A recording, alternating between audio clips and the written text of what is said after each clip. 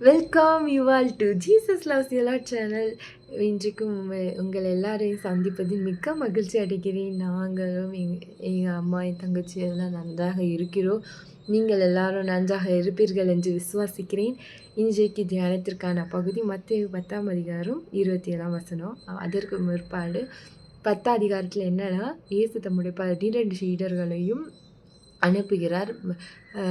இதுக்காகனா சுகம் கொடுக்கறதுக்காக, பிறகு அசுத்தாவிகளை துரத்துறதுக்காக அவங்களுக்கு நிறையா வழிமுறைகள், அதுக்கப்புறம் என்ன அப்படின்னு சொல்லி நிறைய விஷயங்கள் அவங்களுக்கு சொல்லி கொடுக்கிறார்.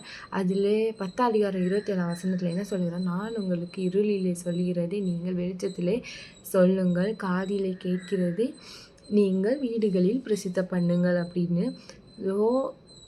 இருளில் சொல்கிறதுனா நீங்கள் ப்ரேயர் பண்ணுறப்போ, அதுக்கப்புறம் வெளியே சொல்ல மோஸ்ட்ல காதில் கேட்கிறதுனா ஆவியானவர் என்ன சொல்கிறாருன்றதை கேட்டு இது பண்ணுங்கள் அப்படின்னு சொல்லிட்டு இயேசு தம்முடைய சீஷர்களுக்கு வழிமுறை இன்ஸ்ட்ரக்ஷன் கொடுத்து அனுப்புகிறார்.